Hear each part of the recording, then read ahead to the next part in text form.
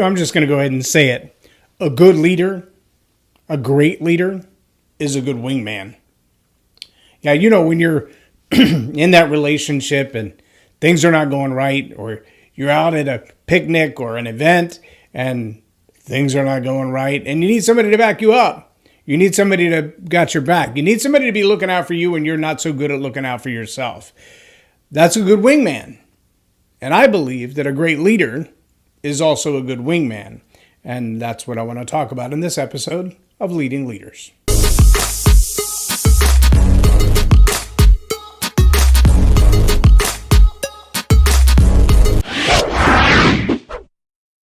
I'm Loren Norris with Leading Leaders Podcast.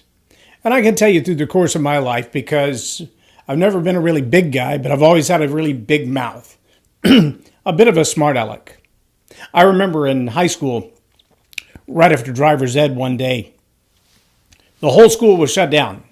There was nobody on campus. Nobody I could find anyway. And Mom was supposed to pick me up at a certain time, and she wasn't there. And it was about a 3-mile walk home. And I wasn't up for that. So I decided I was going to stand outside the school until I found somebody to let me into the school so I could get into the principal's office to make a phone call, because this was long before the days of cell phones. I mean, it was right after the Flintstone bird tapping on a stone and you had to have a buzzard carry it. It was somewhere between there and cell phones. And so I was waiting to make a phone call to my mom. And every door into the building was locked. I was a little stressed out. But as I'm standing on the sidewalk waiting to figure out how I'm going to get her to come get me or begin the walk home, a car pulls up. 7 guys step out of the car, and all of them are Hispanic, and I don't speak any Spanish. And they came at me and started saying a bunch of stuff to me in Spanish that I didn't understand. And then one of them speaks to me in English, and I recognized him, but I didn't know him well. And he says to me, "Are you seeing so-and-so?" And I said, "Well, yeah." He said, "Well, you need to back off. She's my girlfriend." Being a little bit of a smart aleck, I said, "Well, maybe you should tell your girlfriend that because she asked me out." And that was when the knives came out and they began to advance a little further. And then out of nowhere, this hand comes over my shoulder. It was like Shaq's hand. I mean, the thumb was in the middle of my back and the fingers came down past my collarbone. It was an enormous hand. And whoever that hand belonged to spoke to them in Spanish in this deep, rumbling voice. And they all turned around and ran. One of them didn't even take his knife with him. It fell on the sidewalk. And they ran, they got in their car, and they left. And when I turned around, I was eye to eye with a belly button. And I looked up at this enormous guy. And he looks at me and he says, "My name is Matthew. I'm a friend of your sister's. They won't be back." And I was like, yes, I can get away with anything. I have a big bodyguard. But see, good leadership is always looking out for you when you find yourself in trouble. And it's not always the wiseacre trouble. It's not always because you're a smart mouth or because you're doing something wrong. Sometimes you find yourself in trouble because you're just a little over your head with the number of tasks that you have to do. It's overwhelming. Sometimes you get dumped on. I would ask you in a crowd to raise your hand if you've been one of those in the last 3 to 5 years with the COVID layoffs and the change of the workforce who found yourself required to do the work of 3 people. You're not just doing your job. You're doing your job and the person beside you's job and the person they trained, their job too. And this list just keeps going on. And you're not exactly sure why that is, but it ain't changing anytime soon, and it doesn't look like you're going to get any relief from the work that you have to do either. Well, that's a bit of a challenge. And if you have good leadership, then like a good wingman or somebody who's got your back in a potential confrontation, a good leader is going to say, we need to diversify that load. We need to really focus on what are the assets this individual brings to the table? What are their great levels of competency? What is it that they're best at? And how can we keep only that work in front of them? It's the tyranny that says, I'm just going to dump it on you and expect you to survive. It's the tyrannical management that says, my only job is to see that all the work is done. And as a manager or a leader, I shouldn't have to do the work, just find someone else who will. And if you won't do the work, I will find someone else who will. That's kind of their attitude. That's not great leadership. It might be sufficient management, but it's not great leadership. See, great leadership says, I don't want my team to be so overburdened that they can't do the job well. I don't want them to be so overwhelmed that we begin to lose ground in the areas of customer service, etc. My wife and I grabbed a quick lunch recently at a local restaurant. Nothing spectacular, just typical go to the counter, order your food, sit down, wait for them to bring it out kind of thing. And while we were there, we realized that the gentleman who was running the front counter, all the cash register, taking all the orders, was also the same person expected to stock all the cups and the straws and keep up with the trash cans, and also the person bussing all the tables and picking up the trash that was left behind, and also the person who was expected to pick up the food when it was delivered to the counter by the kitchen staff and deliver it to the people at the front. And when you've got a line of people waiting for food and a line of people waiting to order their food, and you've got dirty tables, then that's why nobody can sit down yet. You've got a bit of a problem. The irony was, while this one person was trying to handle that, there were 4 people in the back kind of halfway doing their job and halfway on their cell phones and halfway just chatting. And none of them really committed enough to say anything other than, hey, you got somebody at the counter, or hey, there's food to pick up. But that's not good leadership. And if there's a manager somewhere, unless, sadly, of course, it could be the one person doing all the work. If there's a manager somewhere, a great leader somewhere, they would quickly identify that we have people who have way too much time in their hands and need more work, and one person who is way overwhelmed and needs more help. And if we can't shift the level of responsibilities from some of those people with too much time on their hands, then maybe we need to shift the person to not have so much time on their hands while on the clock. But see, that's about good leadership. It's great leadership that realizes you might be in over your head. Recently, there was a meme. I saw the photo. I didn't see the video of a swim coach while her competitive swimmer was in the water. And she realized she's been underway too long. That turn should not have taken that much time. She jumped in fully clothed into the lane, swam to her, pulled her aside. She had stopped breathing. She was unconscious. She was sinking to the bottom. Not like the commercial, what are you sinking about? She was sinking to the bottom. She was in the process of drowning, and she was rescued by her coach. How many people can honestly say that as they've watched their children at swim lessons, that the swim coach was paying close enough attention to notice when one was in trouble? Not on the phone, not chit-chatting with other lifeguards or swim coaches, but paying honest, sincere attention to the potential risk. See, a great leader not only knows when you're already in trouble, but has the foresight to recognize what might lead to trouble. What kind of personality traits do you have that could lead to trouble? What skill sets are you lacking that could lead to trouble? Where are your competencies weak that could lead to trouble? All of these are the kinds of things that a great leader is very astute about and very busy about making sure those things don't get out of control. A lazy leader blames that on the one who's incompetent. I love the way John Maxwell says it. I have since the first time I heard him say it. We tend to hire people for what they know. Competencies, their knowledge, skills, and abilities. They're KSAs. We hire them for those because the resume looks good, because they've done the job before. They have the specialty knowledge in the industry. That's what we hire people for. But what do we fire them for? We fire them for who they are. We tend to fire people because of the character flaws that they have, the overwhelming ego that they have, the lack of concern for others, the missing empathy, the inability to be human or focus on customer service, the character flaw that says, I'll steal, I'll embezzle, I'll lie, I'll manipulate, I'll control. See, all of those are not the what that they're capable of, but the who that they are. As John says, we tend to hire people for what they know and fire them for who they are. If you've got somebody on your team who is a great person, they're diligent, they do everything they know how to do to the best of their ability, they do it with excellence, they try hard, They're kind to the people around them. They show up on time. They have a strong work ethic. But they're missing some things in skills. As a great leader, that's your job to recognize those things. To recognize maybe you've assigned them some tasks that are outside of their wheelhouse or outside of their competency, beyond their ability to do just because they've never been taught to do. At that moment, you're like that swim coach. It's time for you to jump in the water, to go to where they are, and to provide them with the assistance they need. Maybe it's upskilling them, it's training them in something else, it's adding to their repertoire.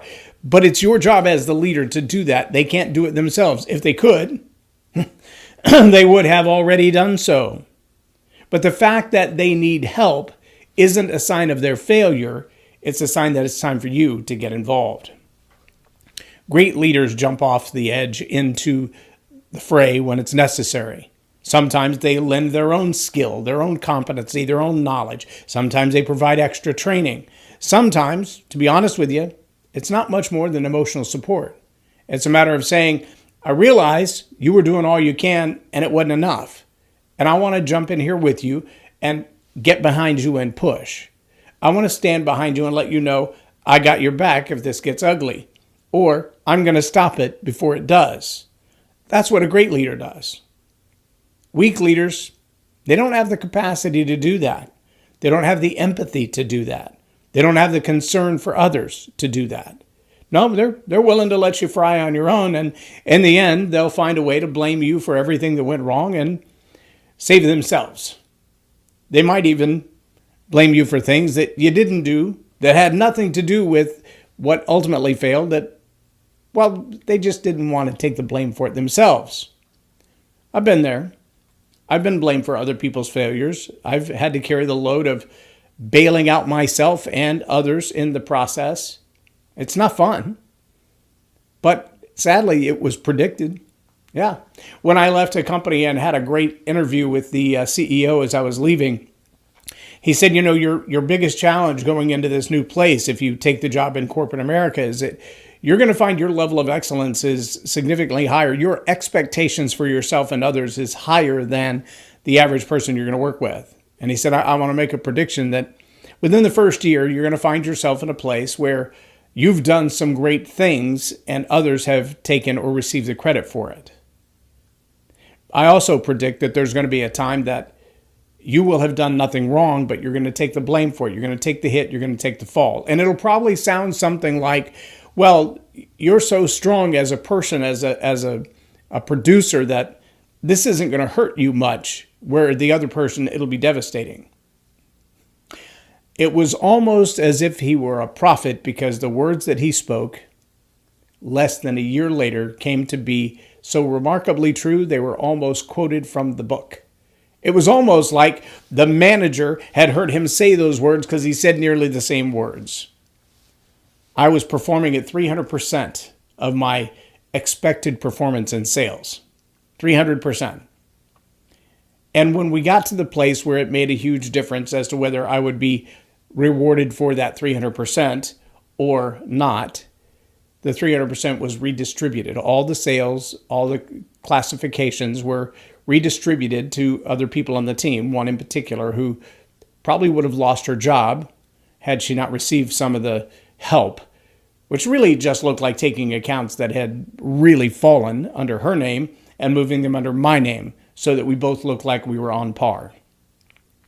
It's called redistribution of wealth. Others call it socialism or communism. It's kind of we don't all have to do the same level of work. One person can carry the load and everybody gets the benefit. Not a great way to lead.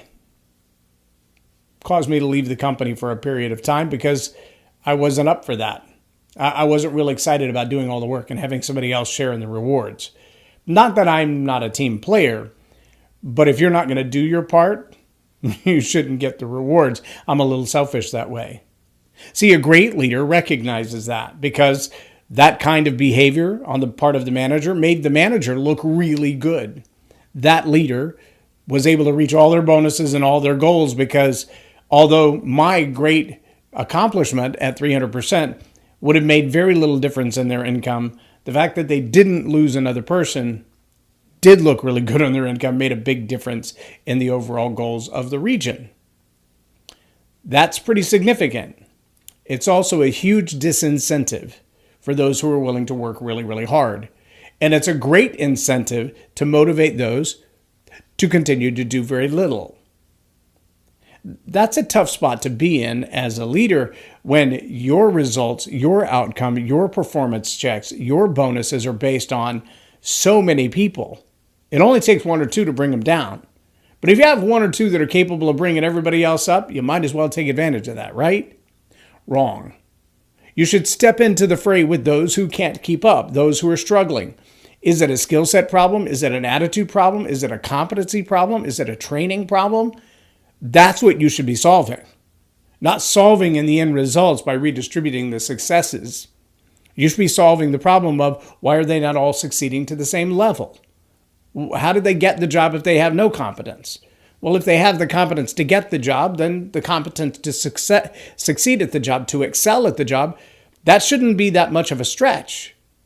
A great leader should be able to recognize that you're in over your head, that you're drowning, and come to your rescue to save your life before you find yourself without a job. But they should also have the skill set to ask the real question, what went wrong? How did we get here? I don't know. Did the swimmer hit her head on the side of the pool and knock herself unconscious in her turn? Did she spin too fast and over-G the inside of her head? I don't know what happened. I don't know why she blacked out. I don't know why she stopped swimming. I don't know why she was sinking. I don't know the answer to that question because I'm not a swim coach. That's not my wheelhouse. It's not my competency. But I can tell when you're on the stage and you've lost control of the crowd. I can tell when you're in the middle of a meeting as a leader and you've lost control of the room because you're not emotionally connected to anybody in the room and they're not listening to you. I can help you with those things. Just like the swim coach, I can dive right in there and help you to figure out some of the things that went wrong and what could go right and what minor changes would be necessary to correct that. That's what I do as a leadership and communications coach. But the coach who stands on the sideline and watches their swimmer drown, the manager who doesn't know how to fix the problem so that a redistribution of success is not necessary, the leader who's unwilling or unable to detect when someone on their team is in over their head, well, they should be redistributed to another place because they're not succeeding in the role of leadership, coaching, or mentoring that they should be. No, I think if they are so self-interested that they can only use the successes to redistribute and protect themselves, to pad their own income, to provide an opportunity for them for the future, that's failure in leadership. It's failure in management. That's not a good coach. That's not somebody you want to spend your time following or listening to their instruction. They're not doing you well. They're serving themselves. And a self-serving leader, well, that's not a leader because leadership is service. How are you serving the people around you? How well do you recognize their levels of competence versus incompetence? How quick are you to identify the skill sets that they need to level up? Get some extra training in, get some extra help in. How aware are you of their levels of empathy and understanding, whether it's customer service or it's team management? Do you recognize those things as a leader? If you're struggling with those things, it's time that you get a coach, get a mentor. At minimum, grab a book on leadership and dig in a little bit and refresh yourself on how you got to where you are. I don't care where you are in your leadership, whether you're leading a family, leading a small group, leading a business, or running a multinational company, or serving in politics. The principles of leadership still apply. You ought to dive into the 21 irrefutable laws of leadership and make sure that you have dug through all of those principles. Maybe pick up the golden rules from Dale Carnegie, How to Win Friends and Influence People. Some really good foundational principles. Maybe you know all those things so well that you've forgotten to use them. Maybe you've never studied them at all. But if you're going to be a great leader, you're going to have to be willing to dive into the deep end from time to time when it looks like one of your team members is drowning. You're going to have to be able to recognize their overwhelm and prescribe a solution to prevent it from happening again. That's all on you. You're the leader. That's your job. Get to it. I'm Loren Norris with Leading Leaders Podcast for Tell It Like It Is TV. Have a blessed day. Subscribe now for our extensive video library of leadership lessons promoting faith, family, and freedom. And so I joined Toastmasters. And I went from Toastmasters as a newbie. In fact, Jim and I joined at the same time, if I remember right. By the way, Jim Gardner is one of my mentors. You were ahead of me. You had already gone to national. Okay. So when I joined Toastmasters in the local club, one of the challenges that I ran into was even the people who were what they would call a distinguished Toastmaster still had some communication skills that I'm like, I thought you would have worked those out by now. And then within the first 10 weeks that I was there, I finished the first 10 level of speeches, which most people took like a year to do. And then I was invited to compete. And so within the first year of being a Toastmaster, I competed in the international speech competition against 35,000 other people, and I made it to the semifinals. That was about the same time that I joined the John Maxwell team. I had already been coaching with the Dale Carnegie program for almost 5 years at that point. And I realized there were still a whole lot of people who loved communicating, but really they were more along the lines of, I keep talking and nobody's listening, or I keep talking and nobody's paying any attention. And part of the challenge that we run into as communicators is we have to be willing to admit, if nobody's listening, maybe it's not their hearing problem, but your talking problem. It's not what they heard, but what you said. And so we've got to be able to take responsibility on both sides of that.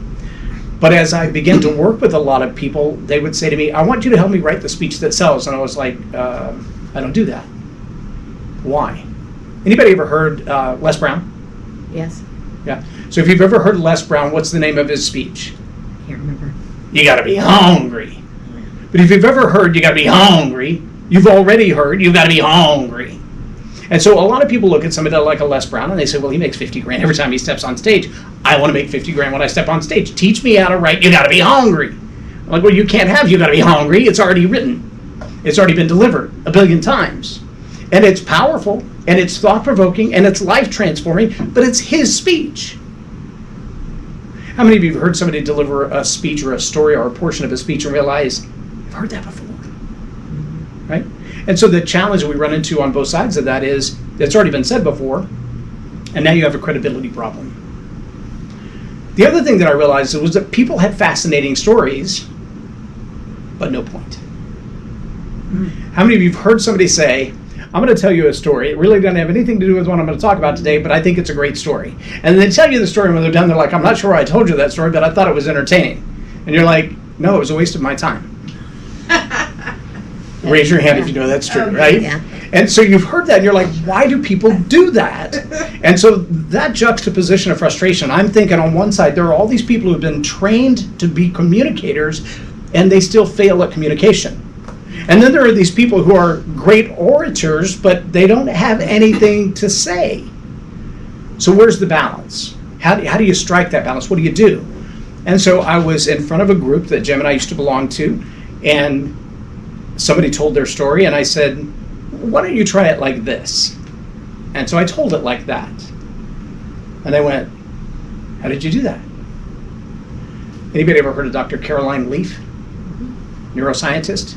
She says, if you do something and people go, how did you do that? And you think to yourself, I thought everybody could do that. That's your gift. I went, oh, interesting. And so I started doing it on a regular basis. I'd hear somebody tell their story, and I would tell them back. And I had a guy, I still have the business cards in my pocket, because I had a guy show up at one of my events, sat through the whole thing. At the end of the day, he said, when I came here, I came because my friend drugged me. I don't go to seminars like this. I've been to way too many of them, and I hate them. I'm like, well, I'm glad you stayed all day. He said, the first hour, I was ready to walk out. And then you told my story. And I realized this guy knows something I don't know. He said, but I think you've got the wrong name for your class. At the time, it was called Transforming Stories, Transforming Lives. I said, okay, what should it be? He said, I think you should call it, I can tell your story better than you can, and I can prove it. And I had a pastor tell me that's the most arrogant thing I've ever heard anybody say. And I said, well, if you play golf with Tiger Woods and he says, I'm going to beat you by 10 strokes, do you argue with him? If you're playing basketball with Michael Jordan and he says, I'm going to dunk this ball, do you go, yeah, right? No. If Shaq says, I will keep you out of the key, do you say, yeah, not today? No, because you realize they're the best at what they do. So in honest humility, we're about to test that theory, and we'll see if I'm right, if the gift holds its weight. And we're going to do that by inviting all of you to come up here one at a time.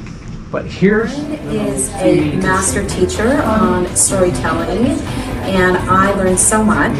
I'm really going to have to sit down and go back through everything, and I think I might have to have some more coffees with Loren, but it was totally worth my time, and I really highly recommend it if you're looking to grow your ministry, grow your business, grow your career. Loren will serve you well. Thank you.